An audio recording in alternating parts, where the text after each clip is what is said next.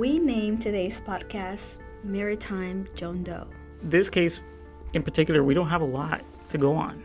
We're really relying on, the people listening to this podcast and watching us to really pay attention to especially the photos and the descriptions and the little clues that we're going to talk about today. Now, those who don't know, The Lead is a podcast that's created by us, the Palm Beach County Sheriff's Office Media Relations team.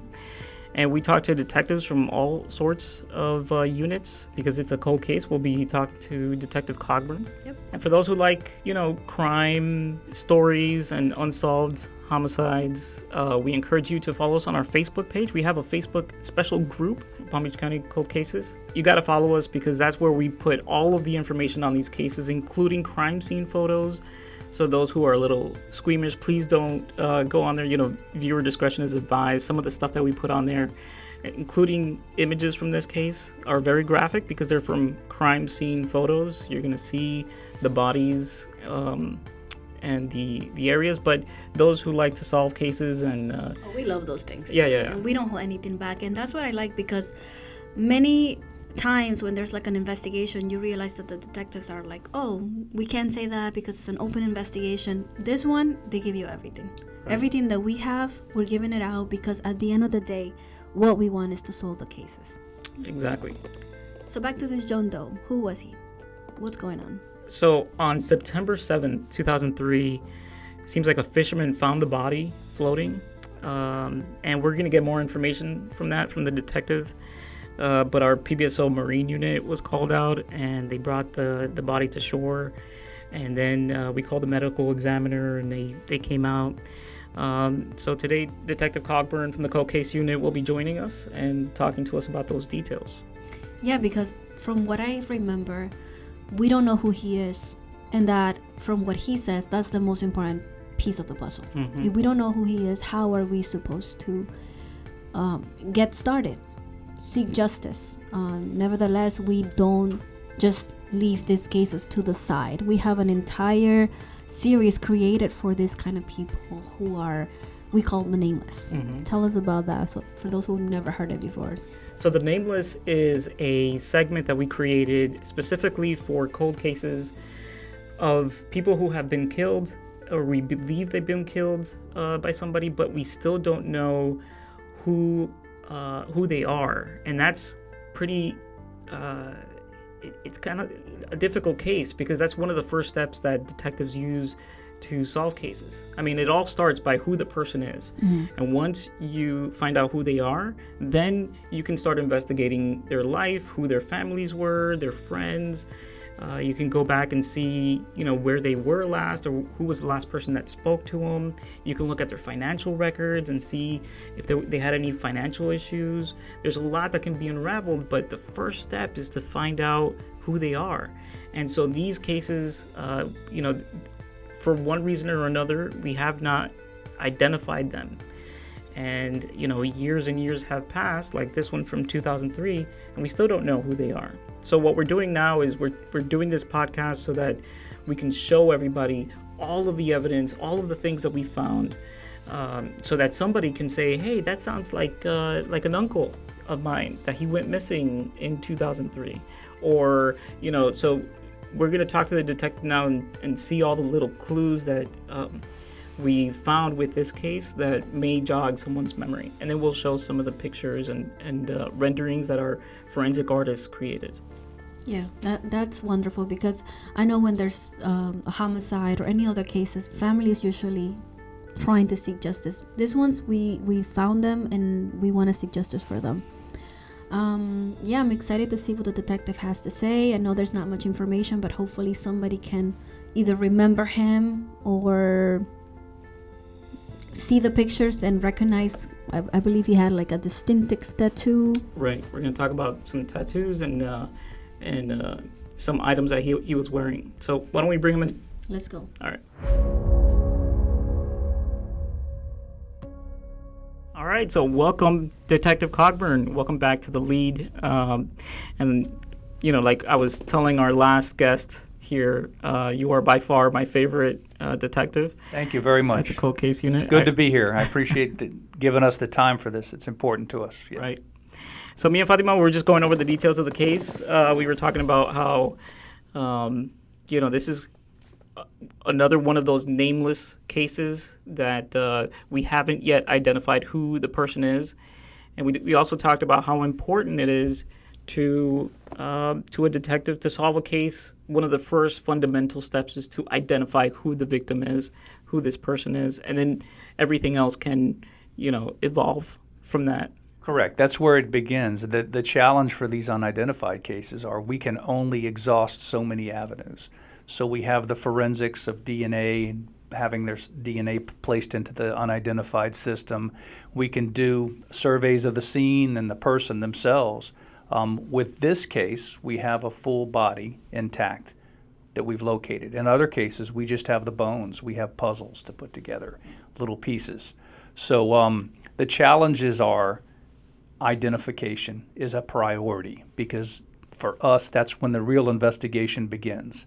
We can classify that person along their risk levels. Are they a high-risk person, a drug dealer, gangbangers, things like that? Does it go down to a moderate risk, medium risk person, or a low risk? So when we start digging into their background, that's where we can start pursuing our leads. But unfortunately for some of these cases, once the forensics are done, once the scene is processed, and once their DNA gets into the missing and unidentified system and starts circulating, which can take about 2 months to start really cycling through, we're basically kind of at a brick wall, if you would call it that, for the investigation. And once you find out who they are, you can, like you said, dig into their past, see who their family members were, what friends they had, where they lived, look into their financials, records.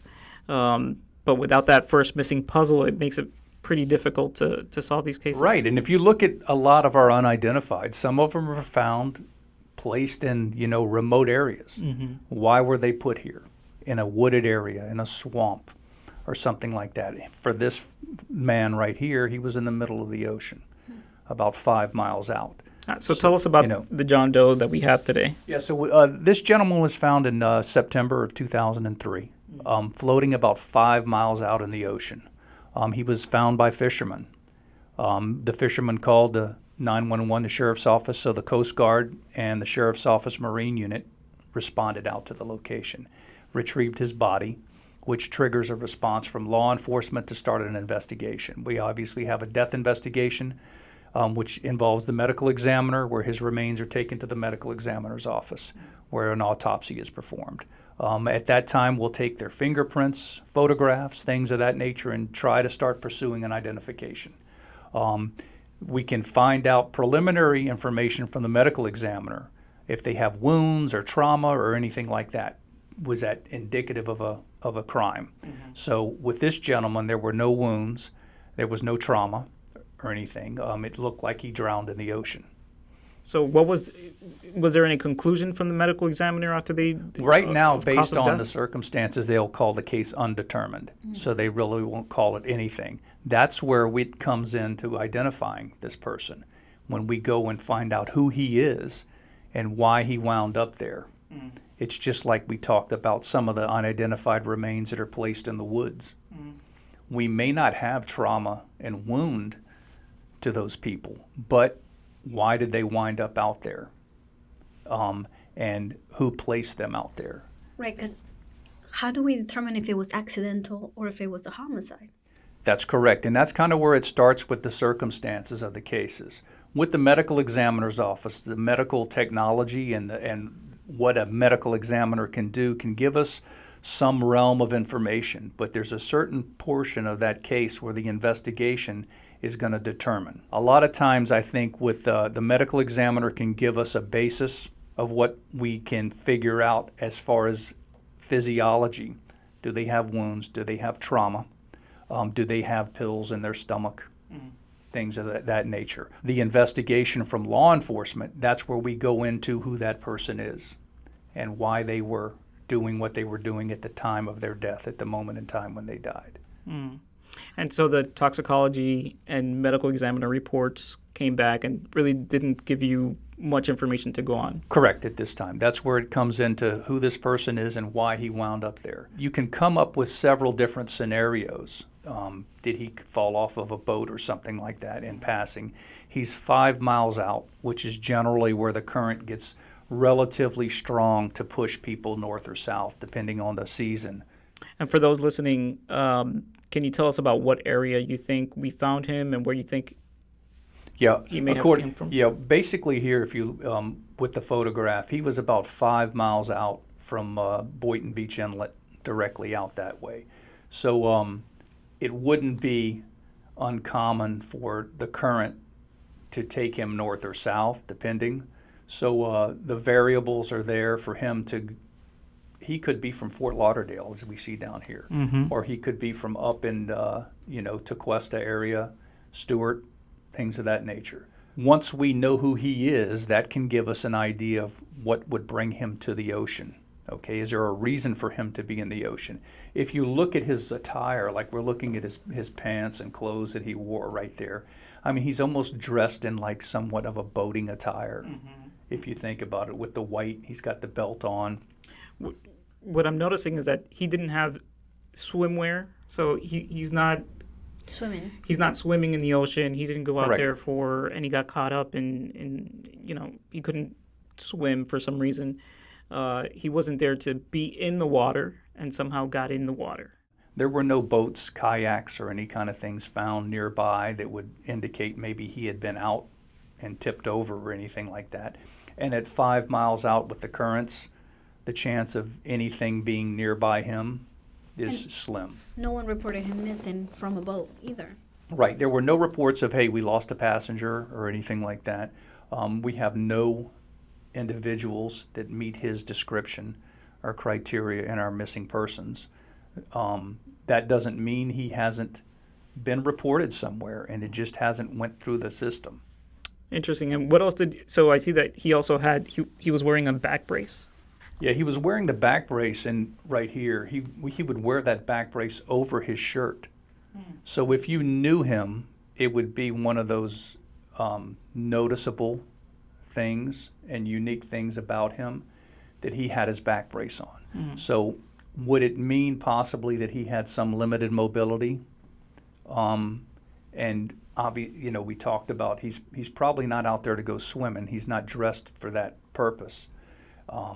It looks like, with a back brace on, it's probably something he wore daily. So you would recognize him and his back brace, just like you would recognize someone if they had a unique necklace or earrings or ring that they wore all the time. It's a unique aspect. Was there anything from the medical examiner that showed that he had any sort of health issues or medical procedures done? So what they're able to tell us from that point is they're able to give us a lot of information about his biology, if you would say, and his history. So with the medical examiner, they were basically able to tell us that he had previous heart bypass surgery. He had his appendix removed. He had surgery on his gallbladder. He had these surgical stars were on his abdomen, legs, chest, and upper and lower back. So it would be notable where you would, if you knew him personally, and you would, these are marked things that you would remember about him. So I think these are all unique parts of his life, throughout his life, that brought him to this point that we can figure he was obviously getting sustained medical care throughout his life. So whenever he felt or had a medical challenge, whether it be his heart, his appendix, his gallbladder, he was getting treatment and receiving treatment and stuff for it. You mentioned he had some dental work done. Is there, talk to me about how can you go and check for, is there a database for dental records that law enforcement uses? Or? Well, there's not an exclusive database. So what we'll do is we'll have a forensic dentist, which is an odontologist, map out his mouth. And then we can take, if we have a person or source to compare to, we could take those dental charts from that person and compare it to our guy. We have the fingerprints for people. And there's different areas of fingerprints. You know, we have fingerprints for criminal offenders and things of that nature. There are people that have to get licenses that require fingerprints. And so we also found a tattoo. Yeah. On his right forearm, he had a tattoo. This is a little out of focus, but understand too, over time with the tattoos, with the sun, they'll fade and start to kind of bleed in. But this, we're pretty confident basically up here is U.S.N., which represents for the United States Navy, and there's stars in between them and on the sides. It's not uncommon. I'm a Marine veteran. I served 6 years of active duty in the 1980s. So tattoos were there. Today, it's very prominent. Tattoos are just a trend, cultural trend now, where a lot of people have tattoos. You can figure him being a Navy veteran and this being possibly maybe World War II, the Korean War, or Vietnam War. It was not necessarily forbidden, but it was somewhat taboo for the officers' ranks in the military to have a visible tattoo. Mm-hmm. So this would probably tell us that he's probably from the enlisted ranks of the military to have a tattoo of that sort. You look at down here at the bottom, and it's kind of faded, but it's basically a flaring eagle's wings sitting on top of an anchor. Right here in the middle, there's a tinge or a tint of some kind of green, maybe tattooing color, which is some kind of badge. I know as a Marine, they had some limited badges that you could earn or get. I know in the Navy, some of the Navy job functions will receive badges for their specific job. And these badges are not necessarily handed out for just joining. You don't get the free badge. So he had to probably go through some extensive training and some kind of trial to earn that badge he was wearing. So it's kind of undetermined what that depicts there. I know the guys in the submarine service have a special badge that they wear. Pilots have a special badge they wear and stuff like that. But this is probably associated with his assignment in the Navy at the time. Knowing that not a regular person is going to get a Navy tattoo. Correct. Most likely he was a Navy. Is there like a registry that we can look back based on his age? Not really. I mean, for tattoos, if you're going to have some kind of people that are going to have this little unique club of classifying tattoos. But I would say it's like the dental thing. There's no repository. There's no location. It's basically each tattoo is unique to that individual. So, I mean, it has some meaning and purpose for him, why he got it. I would say it's probably a job function tattoo. So whatever, in the military they call it a MOS, your military occupational specialty. So whatever their job was, if he was a gunner on a ship, or if he was a navigator or a pilot or an airman or something like that, I would probably say he was somewhere in the naval service. And that green little object, which could be like a dolphin or a fish or something reminiscent of his job function, is kind of the only unknown. Obviously, U.S. Navy, we have that at the top. What we do know is that anybody who knew this person knew he had that tattoo. Sure. So this is a good indicator for anybody that, for them to, jog up their memory of if they knew someone who had that tattoo in that location. And we think he was around what age? I would say 65 plus. Okay. And also getting back to the tattoo, if he was in a certain, let's say he was on an aircraft carrier or a submarine or a specific mine-sweeping ship, a lot of these veterans groups have reunions or they have groups that get together. I know some of us from the service I was in the Marines, we get together every few years from our job function, what we did. So I would say you may have some veterans out there that may be able to tell us, listen, this symbol up here between the U.S. Navy and the flaring eagle is this, and he could have been in this group. We've reached out to the NCIS and sent this to them to see if they could find anything, and there wasn't any result. So right now it looks like a unique tattoo to him, but definitely it's tied to the U.S. Navy. He's undoubtedly a veteran of some sort. I would probably venture to say Vietnam to World War II era in that time frame. So, and this would be a conversation piece for some people. You know, if you see something, U.S., oh, you were in the Navy, so was I. I mean, that could trigger some kind of memories for some people. The Backbrace, he's 6'1", tall guy. You know what I mean? About mid-range, in fairly decent shape, I would say. He wasn't obese or anything like that. But he was basically found fresh in the water. I would say maybe pushing 24 hours. So he wasn't in the water for that long. So with him, we had basically a fresh body floating in the water versus human remains found in a field, and we're just kind of putting the puzzle together of the bones. So, you know, we've seen the pictures. In fact, we uploaded all the images to our Facebook group. Right. And yeah, it looks like he just entered the water, you know, a couple hours before somebody found him. And for those listening, can you describe? So we had a forensic artist recreate his image, just because, you know, the real crime scene photos are very graphic. Correct. Can you describe his statue? You know, his race, his. Yeah, we believe he's a white male. About 6'1", 175 pounds. He had hazel eyes. His age, we're ranging about 65 and up, based on this. He had reddish brown hair. Like auburn, reddish brown hair. So I would say that with these characteristics of the tattoo and the back brace and everything, someone may pick up on that. I know we're going back in time, you know, and unfortunately time does wear down memories and interest and stuff like that. But I think with this, we're just asking the public, does this trigger any memories about who this person was? We don't have anybody at this time in our system that meets this description as an unidentified or a missing person. So we have some people in our long-term missing bank that we can look at to see, is this, but there's none in our bank. That doesn't mean that he's missing from somewhere.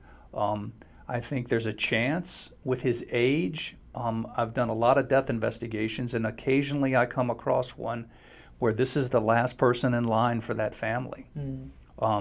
They don't have any brothers or sisters. Maybe their children died prior to them, or they didn't have any children, so they're the last in line for this family to pass.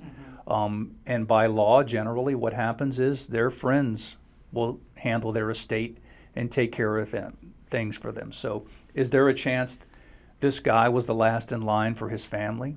Is there a chance there is some criminal element to it? That he was placed out there or put out there for a reason?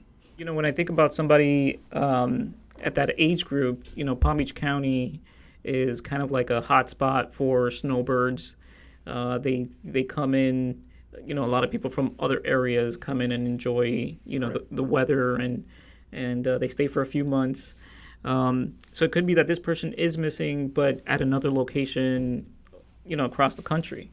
Yep, and they're missing. If they are missing, you would hope that they have some DNA samples in the system to compare to. The way the system works is you really need a really close relative biological sample to get that hit. It's different when we get into the realm of genealogy. What we use for the missing and long-term for the CODIS combined DNA index system is the STR, the short tandem repeat, or they'll use mitochondrial DNA as well to try to identify these people.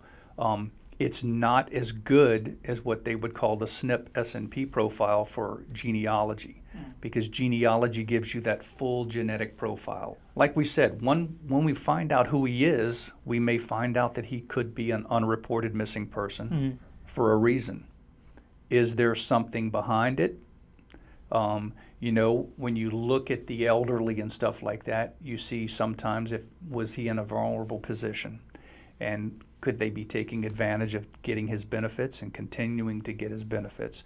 Those are things that go out there that are thrown out You've seen that there. before. Sure. And I mean, it's obvious. The check comes in every week. Do you want it to go away, or do you want to report them? So I think we've had cases like that. But right now, the unknown is who he is. We've exhausted our avenues and got everything in the system right now that we need. But right now, we're just going to start pushing these cases out here to the public, because you never know what's going to trigger a memory for us. And when we get the identification, that's when traction really begins for the case, where we can determine if a crime has been committed, who this person is, and why. You're going to focus on that moment in time when they died. Why did they die? And what was the circumstances behind it? That's great. I mean, hopefully doing this podcast and putting it out there will trigger somebody's memory. We thank you so much for continuing to help us out, putting this information out there, especially for the nameless. No, it's a great project, and I think we're very fortunate to work at a sheriff's office that gives us the not only the leadership but the technology and the funding to do these things. Because with us, we have over 50 unidentified cases.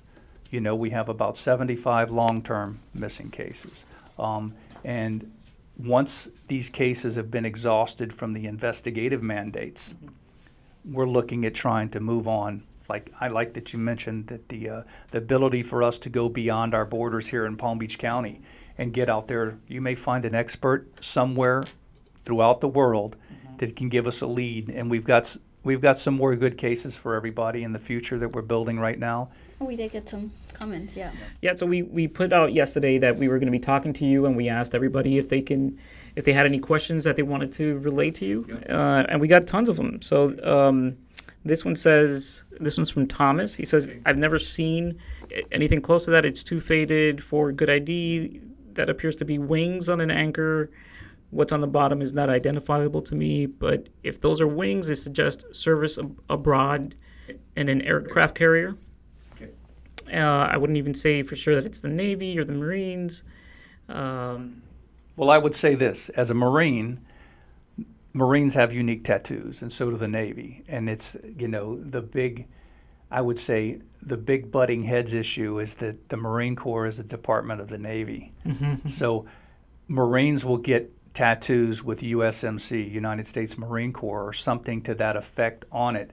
The Navy will definitely designate their tattoos as U.S. Navy or, So I think we can exclude the Marine Corps from it for sure with the U.S.N. And I think I'm pretty confident he's a Navy veteran, but just like this Thomas guy said, could that little emblem on top, that little object on top be something that resembles service on an aircraft carrier?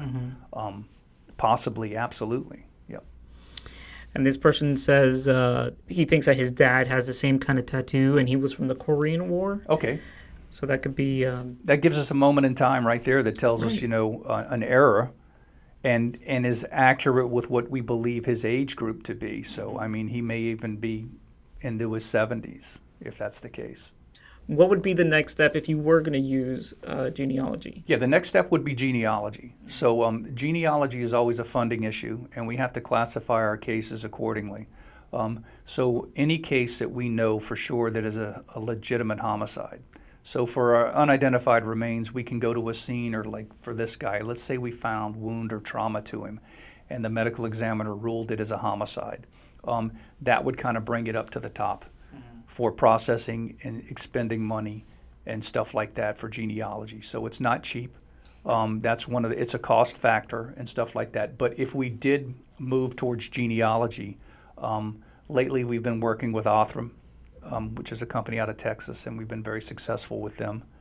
But I would say that the next step for this case would be genealogy. Right. Just recently we identified a person of unidentified people. So, and that'll be hopefully next week. We'll talk to Detective Springer about that case. So we're very hopeful for all the cases that we sent through genealogy, hoping to identify them. Again, thank you so much for being here, Detective. I really appreciate it. You're always great, and welcome to come back. Look forward to the future. Thank you very much, guys.